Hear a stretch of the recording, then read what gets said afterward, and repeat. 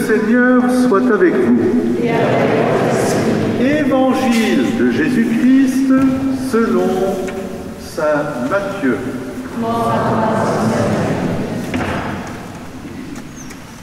En ce temps-là, Jésus disait à ses disciples: « Ce que vous faites pour devenir des justes, évitez de l'accomplir devant les hommes pour vous faire remarquer, sinon il n'y a pas de récompense pour vous auprès de votre Père qui est aux cieux.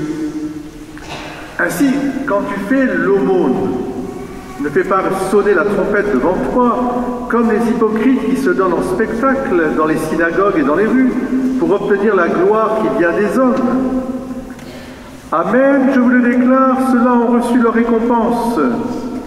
Mais toi, quand tu fais l'aumône, que ta main gauche ignore ce que fait ta main droite, afin que ton aumône reste dans le secret.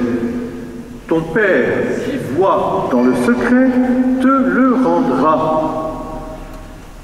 Et quand vous priez, ne soyez pas comme les hypocrites. Ils aiment à se tenir debout dans les synagogues et au carrefour pour bien se montrer aux hommes quand ils prient.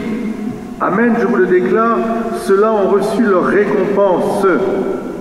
Mais toi, quand tu pries, retire-toi dans ta pièce la plus retirée, ferme la porte et prie ton Père qui est présent dans le secret. Ton Père qui voit dans le secret te le rendra. Et quand vous jeûnez, ne prenez pas un air abattu comme des hypocrites. Ils prennent une mine défaite pour bien montrer aux hommes qu'ils jeûnent.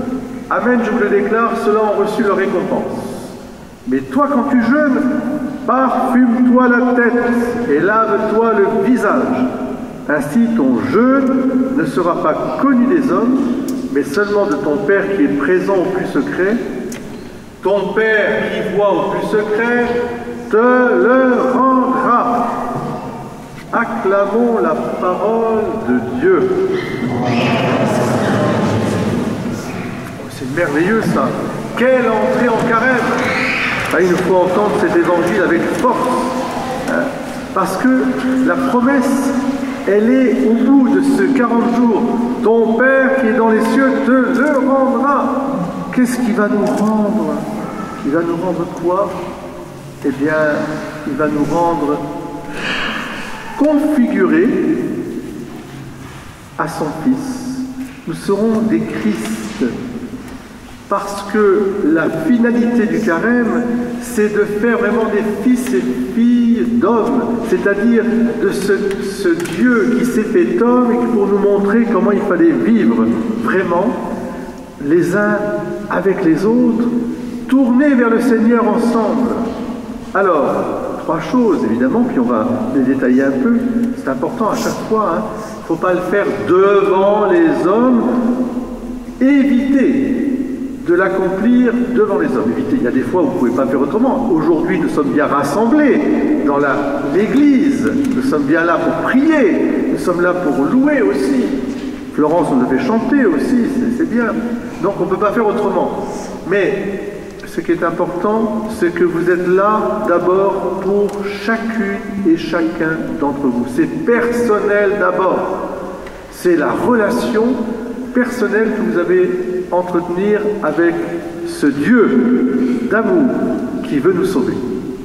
Et j'en ai une preuve, c'est que certaines et certains d'entre vous m'ont déposé leurs cendres, pardon, pas les cendres, les leurs, bien sûr, mais ils ont déposé dans la boîte, c'est magnifique, les cendres de leur rameau. Alors tout ça a été mélangé, ce qui veut dire qu'il y a un acte d'offrande que nous faisons nous-mêmes, et puis bien sûr on va le vivre ensemble. Mais alors, je me suis dit après, parce que c'est très beau, il y a des enfants, laissez venir à moi les petits-enfants, ne vous inquiétez pas, ils ont leur place ici, ils sont très bien. Je me suis dit qu'il y avait bien sûr l'aumône, la prière et le jeûne. Et à chaque fois, le Seigneur, il fait attention de nous dire, bon, ne promets pas des déserts et déserts, hein? Non. Le désert, c'est autre chose, mais ne prenez pas désert. Et alors, surtout, des mines déconfites. Qu'est-ce que c'est qu'une mine déconfite? Alors, je vais vous le détailler un peu, dans le détail, pour que nous puissions prier pendant ce carême. D'abord, à l'entrée de l'église, sur le grand présentoir, j'y ai déposé une feuille, un chemin de carême, plein d'espérance. Vous pourrez le prendre, l'amener chez vous, c'est pour réfléchir, c'est pour aussi se mettre en route vraiment, c'est pour chanter, marcher, vivre les étapes ensemble. Donc c'est très important. Et puis l'action de grâce. Donc cette feuille de carême, chemin de carême, elle est pour vous. Elle n'est pas pour les anges, ils n'ont pas besoin. Et elle n'est pas encore pour votre petit chat ou votre petit chien, ils n'en ont pas besoin aussi. C'est vraiment pour vous, même si les animaux sont magnifiques. Et puis je me suis dit, bon, c'est bien, on met ça, mais qu'est-ce qu'on va demander au Seigneur? Et je suis tombé sur une prière magnifique de quelqu'un qui s'y connaissait auprès des jeunes. Un grand saint, ils sont tous grands. Il s'appelle Jean Bosco. Est-ce que tu as entendu parler déjà de Saint Jean Bosco? Ah ben ça, il va falloir que vous alliez voir qui était Saint Jean Bosco. Ça a été un grand éducateur pour la jeunesse au début à la fin du 19e, on va dire, dans le 19e siècle, et l'apôtre de Turin, la belle ville de Turin. Et alors il a eu des visions, enfin, c'est un homme extraordinaire, vraiment un très très grand saint. Et alors il a fait une prière, Jésus, donne-moi tes lèvres pour me taire et pour prier. Mais alors il fait tout un petit récapitulatif de ce que nous avons à demander. Jésus d'abord prend mes yeux. Alors regardez-vous un peu les uns les autres. Jésus prend mes yeux, mes regards blessants et mes aveuglements égoïstes. Ah, Jésus prend mes yeux vraiment. Donne-moi tes yeux pour t'émerveiller comme toi et pour voir avec ton cœur. Donc, la finalité de notre carême, c'est vraiment de voir comme Dieu voit. Je veux voir dans la lumière qui déifie. Seigneur, oui, viens prendre ces yeux, mais mets tes yeux intérieurs en moi. Ensuite, Jésus prend mes mains. Jésus prend mes mains, si souvent paresseuses, si souvent querelleuses. Donne-moi tes mains pour partager et servir. Alors, vous allez d'abord regarder, j'espère que vous avez les yeux bien ouverts. Hein. Regardez, puis moi je pense qu'il faut regarder là. Vous voyez, Jésus, il est là. Il est là au tabernacle, mais il est là avec son étole, là. Regardez-le bien. Et maintenant, je vous invite à ouvrir vos mains. Allez, ouvrez vos mains, faites ce geste, ça vous fera du bien. Bon, attention au rhumatisme, hein, mais je ne vous ai pas dit les épaules, hein, mais au moins les mains. Après, c'est pas fini, hein, vous allez voir. Alors, prends mes mains pour partager et servir, pour travailler et bâtir. Tes mains percées de clous pour m'offrir à ton Père avec toi. Voilà la méditation, je dirais la contemplation de ce carême. Tes mains percées de clous pour m'offrir à ton Père avec toi. Ensuite, Jésus prend mes lèvres. Là, c'est dur, là. Là, on rentre dans le vif du sujet de notre carême. Hein. Jésus prend mes lèvres, si souvent gourmand. Qui n'est pas gourmand ici? C'est bien. Ça me rassure. Comment ça, Julien? Ah oui, bien sûr. Il me semble que c'est pas ce que m'a dit Vianney la dernière fois. Jésus prend mes lèvres si souvent gourmandes et, alors là, médisance. Vous savez ce que c'est que la médisance? C'est pas la médisance, c'est moins grave que la calomnie. La calomnie, c'est très très grave, c'est un péché qui peut être mortel parce qu'on tue vraiment une personne, on la calomnie. Bon. C'est-à-dire qu'on dit quelque chose de faux sur la personne. Mais la médisance, c'est beaucoup plus subtil. C'est, tu sais, Jean-Luc, ah, tu es mon ami. Tiens, au fait, je vais te dire, j'ai appris qu'une telle avait ceci et cela, etc. Tu sais, oh, la pauvre, hein, mais enfin, quand même, elle a bien mérité. Donc, voilà. Et alors, on est là, on fait des petites médisances, c'est-à-dire, on dit des choses qui ne nous regardent pas, parce qu'on a appris ça, aux autres qui ne le regardent pas aussi, et c'est ce qu'on appelle la médisance.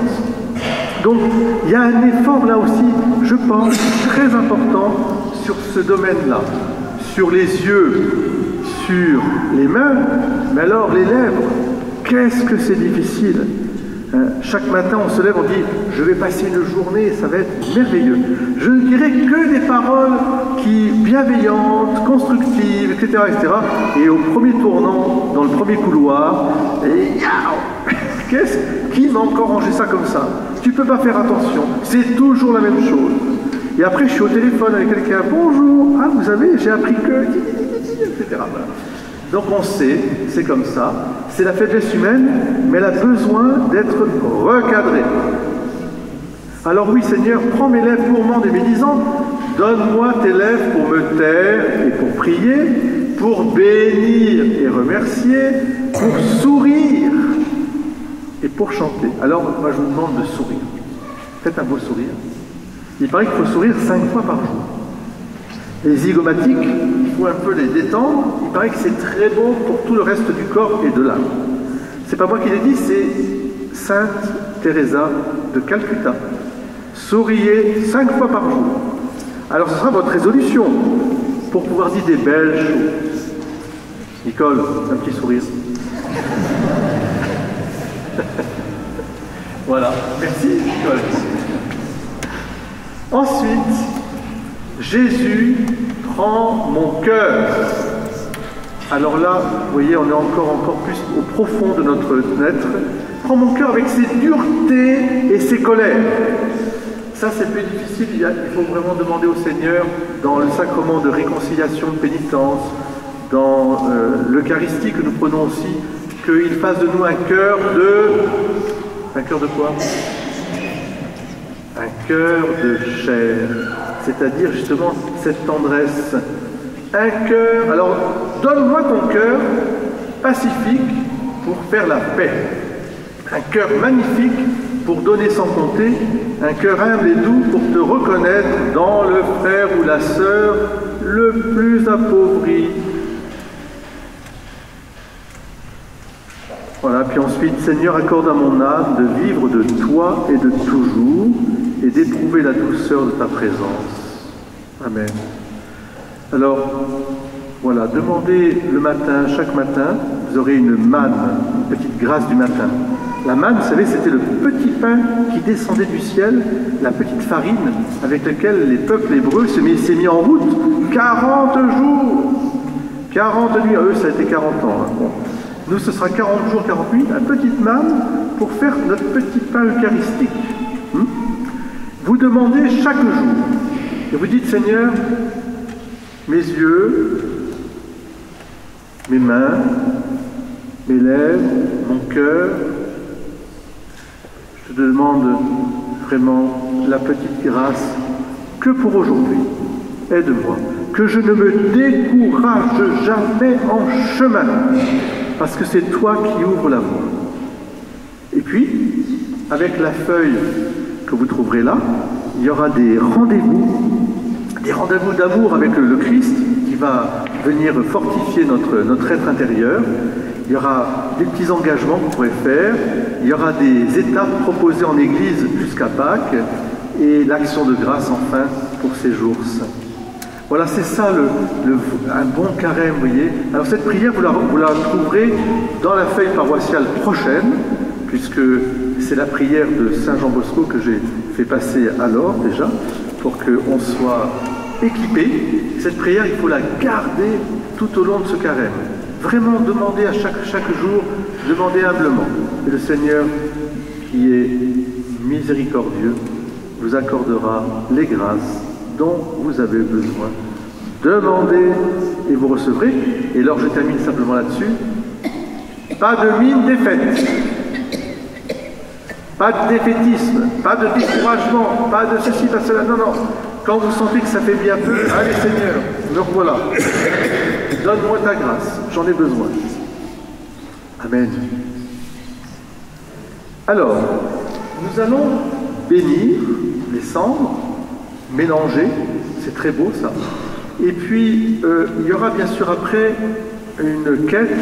Cette année, la quête du mercredi des cendres, avec l'accord de mon économe paroissial, des 3 paroisses d'ailleurs, je n'aurais pas demandé, mais ils sont obligés de dire oui, la quête ira pour faire célébrer des messes par les prêtres qui vivent leur foi dans les pays martyrisés. Ils n'ont pas beaucoup de ressources pour dire des messes. On leur donnera, puisqu'on a pas mal de messes en avance, et la quête y servira aussi, on enverra à l'aide à l'Église en détresse pour faire dire des messes. Alors vous vous rendez compte, ils vont prier de l'Asie à l'Afrique en passant par la Terre Sainte, ils vont prier pour nous. Ce ne sera qu'une grande grâce pour vous tous, pour toutes vos familles, pour nous ici présents, pour notre paroisse. Alors soyez bénis, la messe est le triomphe du Christ sur la mort et le péché. Le Christ est vivant.